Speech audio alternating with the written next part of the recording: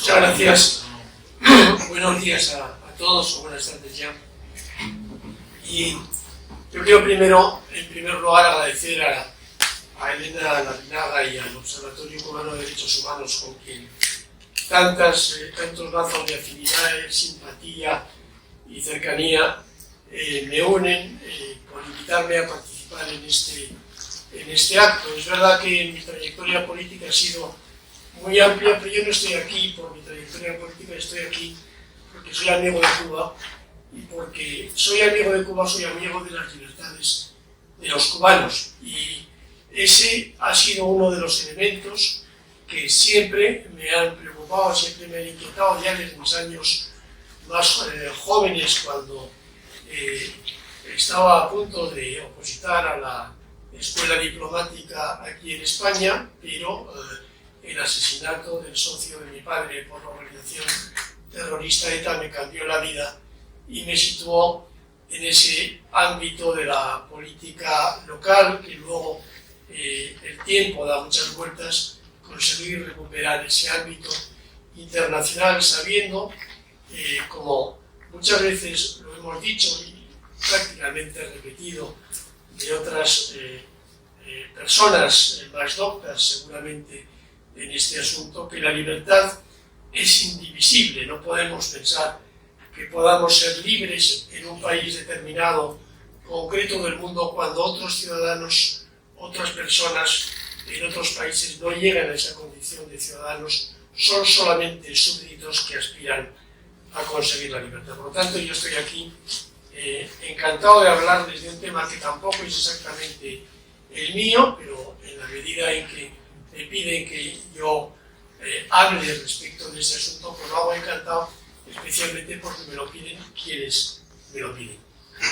Bien, ya saben que en estos tiempos que corren hemos convertido a la historia en un argumento político, que es algo así como desnaturalizar a la propia historia.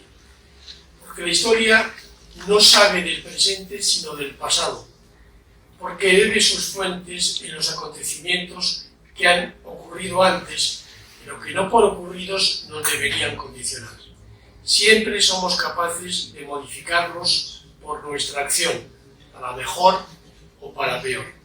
La historia supone, por lo tanto, una anticipación de lo que está por llegar, también para mal o para bien. Por eso los historiadores aborrecen a quienes pretenden utilizar a la historia como justificación de sus acciones en el presente, y solo piden que se deje hablar a la historia, o lo que es igual, a sus gentes, a sus costumbres, a los hechos que han acaecido en ella, y que quienes conocemos que la historia es maestra de la vida, extraeremos las conclusiones que nos parezcan más oportunas, y añadiré que sin el afán de convertir esas conclusiones en posiciones irrebatibles que se podrían convertir en armas de destrucción masiva en las contiendas dialécticas de la política actual. Y ya que el motivo de esta ponencia consiste en referirse al papel de la Iglesia Católica en la transición democrática que vivió nuestro país, permítanme regresar a mis recuerdos. Decía el poeta y cantante canadiense Leonard Cohen: siéntate sobre tus recuerdos. Pues me sentaré sobre mis recuerdos como él quería, como quería el cantautor en uno de sus poemas. Y mis recuerdos de esa época, me refiero a la década de los años 70, se remontan al tiempo de lo que se dio en llamar en España el tardofranquismo. Quizás haya entre ustedes quienes no comprendan esa expresión. Procuraré explicarla. El tardofranquismo constituye la última etapa de la dictadura franquista, que termina con la muerte del general el 20 de noviembre de 1975. Se suele situar su comienzo en octubre de 1969, cuando se forma el gobierno presidido por el almirante Carrero Blanco, el principal consejero de Franco. 3 meses antes, el dictador había designado como su sucesor a título de rey a don Juan Carlos. Esta etapa también se identifica como la de crisis final del franquismo, cuyo inicio algunos historiadores sitúan en el juicio o proceso de Burgos de diciembre de 1970. Solo unos meses después de la muerte de Franco, el profesor Jorge de Esteban y el magistrado y también catedrático Luis López Guerra ya constataban que desde los inicios de la década de los 70 se hizo evidente para la gran mayoría de los españoles que el país, tras una etapa de aparente calma, entraba de nuevo en una situación de crisis declarada que se manifestaba sobre todo en dos datos: crecientes conflictos en el presente y aguda inseguridad de cara al futuro. Regreso a mis recuerdos. En los primeros años de esa década me encontraba terminando mis estudios de lo que entonces llamábamos bachillerato o educación secundaria obligatoria o eso en la actualidad, cuando un amigo del colegio me informaba de la existencia de una llamada Misa de la Juventud, que se celebraba todos los sábados a las 9 de la noche en una iglesia situada en el centro de Bilbao.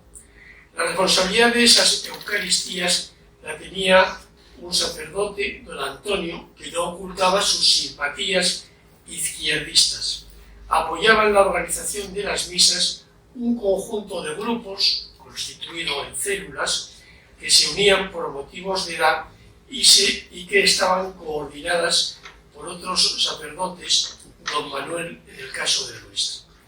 La misa de juventud de la parroquia de San Fernando tenía la consideración de filo comunista en las fichas policiales de la época. Agregaría mi amigo, lo que para aquellos tiempos adjudicaba a la simple preparación de un oficio religioso una cierta dosis de morbosidad y de adrenalina que comporta cualquier tipo de riesgo.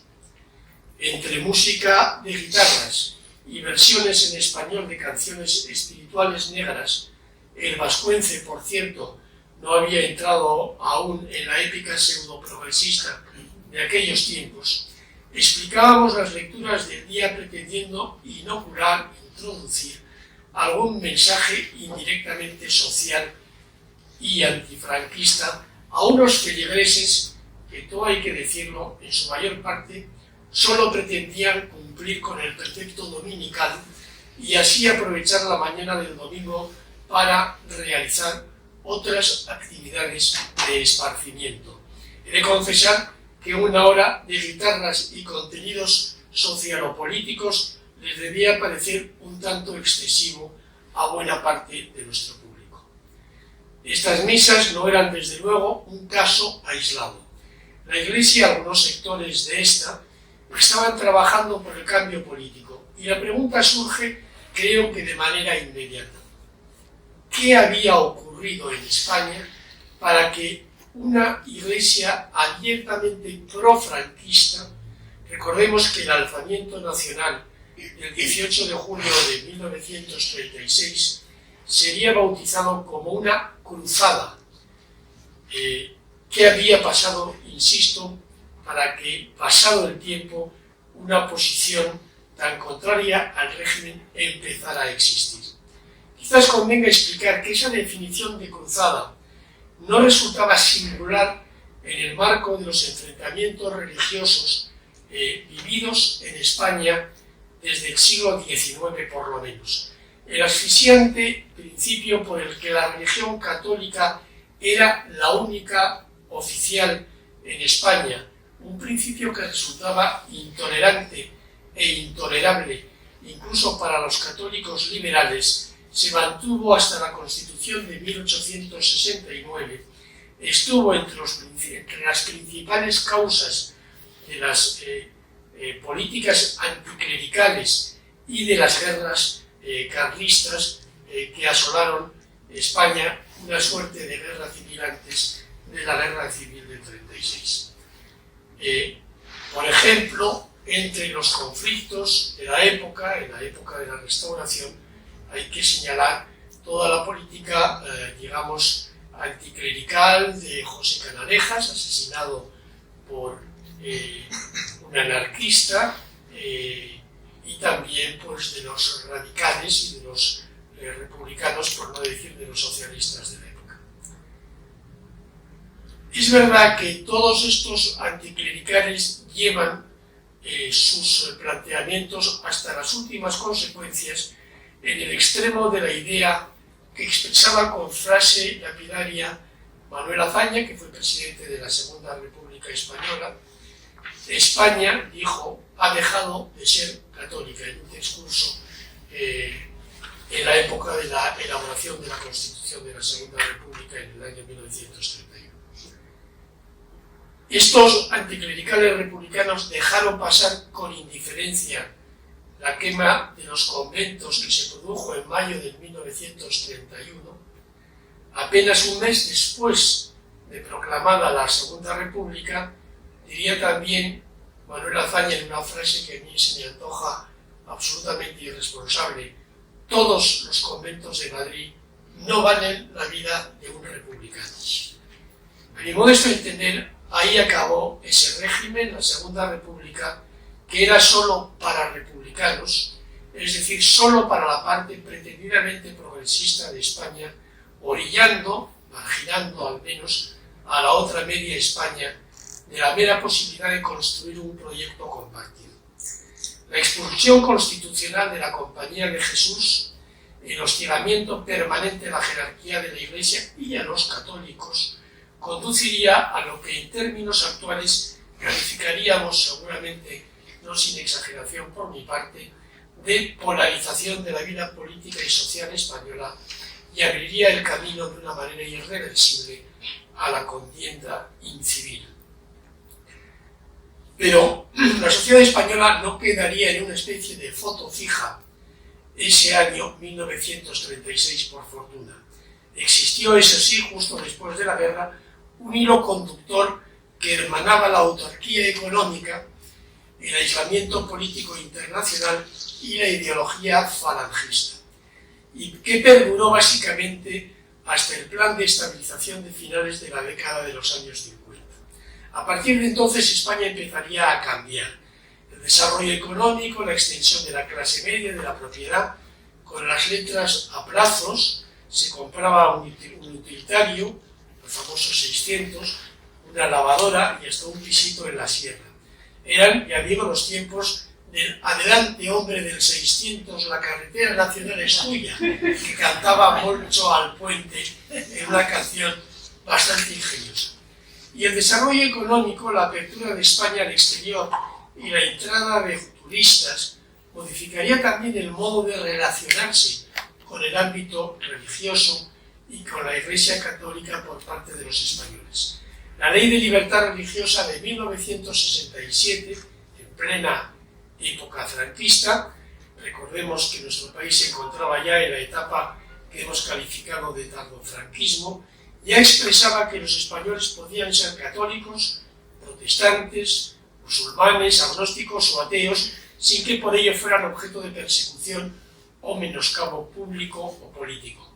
No deja de ser cierto que esta ley se quedaba corta, que por ejemplo los matrimonios civiles solo se podían celebrar en el caso de que los futuros cónyuges no fueran católicos, pero quedaba claro que el régimen aceptaba la existencia de la diversidad en cuanto a las creencias religiosas que existían en España. Y es que se trataba ya de una nueva generación, la que no había hecho la guerra y que no quería repetirla. Esa generación que a finales de los años 50, según pondría de manifiesto el propio Partido Comunista de España, que se expresaba en términos de una reconciliación nacional, y decía en un manifiesto por la reconciliación nacional: los hijos de los que hicieron la guerra en un bando y los hijos de los que la hicieron en el otro no quieren que vuelva a ocurrir. Decían entonces los comunistas. Esa misma Iglesia no resultaba inmune a ese proceso de cambio. Por supuesto que subsistían muchos cientos de curas carpetobetónicos, como el Don Roque que cantaba Cecilia, Don Roque, piedra de toque de aquella iglesia española. Pues muchos de nosotros recordamos a esos presbíteros con su cana que hacían detenerse y arrodillarse incluso a la gente en la calle cuando pasaban detrás de un monaguillo que tocaba la campanilla avisando que venía detrás un cura con la Sagrada Comunión que recibiría un frijoles en su domicilio. Esto yo lo he vivido. O los ejercicios espirituales también los he vivido, que producían largas colas frente a los confesionarios porque un figurado, Juanito, había muerto en un accidente en pecado mortal y se había condenado.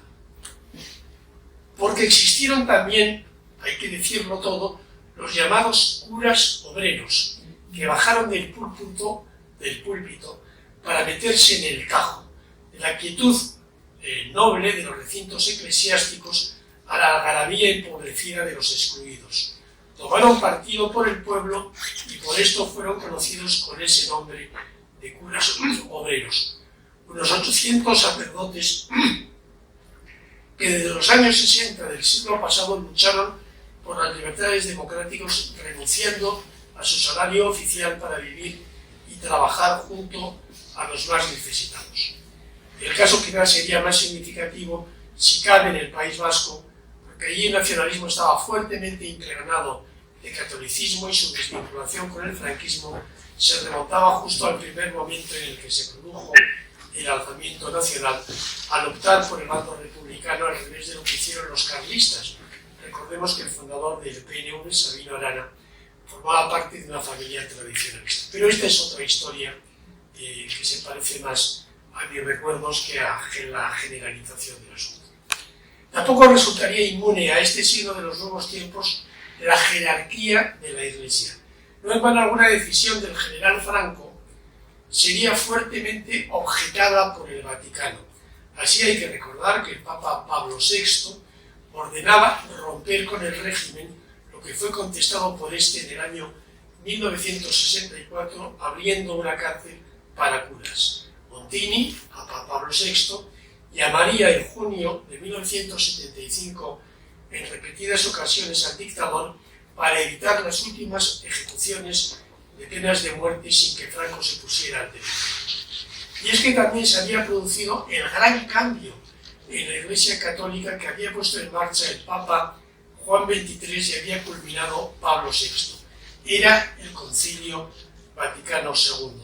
Este cónclave constituyó una puesta al día o actualización de la Iglesia, renovando los elementos que más necesidad tuvieran de ello, revisando el fondo y forma de todas sus actividades.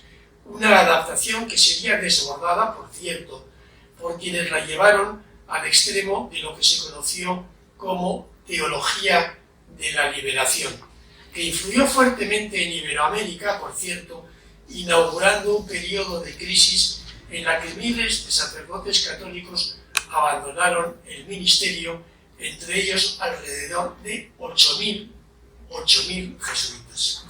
Paradigma del espíritu del concilio lo sería en España el arzobispo de Madrid-Alcalá, Vicente Enrique y Tarancón, más conocido como el cardenal Tarancón, que ejercería su cargo en un periodo trascendental de la historia española, diciembre de 1971 hasta abril de 1983. Esto es, a lo largo de toda la transición a la democracia. El cardenal Tarancón sería denostado por las fuerzas más reaccionarias. Algunos recordarán el grito de Tarancón al paredón en los funerales del almirante Carrero o la misa que presidió con motivo de la proclamación como rey de don Juan Carlos, que supondría la bendición de la Iglesia española a la transición a la democracia. Pero si el cardenal no tuvo éxito con los sectores más conservadores de la población, tampoco lo tendría con el Papa Juan Pablo II, todo hay que decirlo, quien aceptaría finalmente su dimisión. La resuelta actitud del cardenal Tarancón en favor de la democracia se desprende también de las memorias que publicaría después de su renuncia y que tituló Confesiones, en las que relataría que llegó a tener la orden de excomunión del general Franco en su bolsillo. De todo lo expuesto, podríamos concluir que la Iglesia Católica, la jerarquía y desde luego sus fieles, no permanecieron ajenos al proceso de transición emprendida por las fuerzas políticas democráticas y por las fuerzas que emergían del régimen franquista. La Iglesia no supuso un obstáculo, sino un acicate en el mismo. Otra cosa es que el integrismo católico observara con buenos ojos esta actuación, pero habrá que reconocer que los sectores más inmovilistas serían desactivados por la inteligente actuación de quienes se situaron en el puente de mando político bajo el apoyo cierto y constante del rey Juan Carlos. Pero esta es otra historia para otra ponencia seguramente. Y esto es lo que quería contarles esta mañana.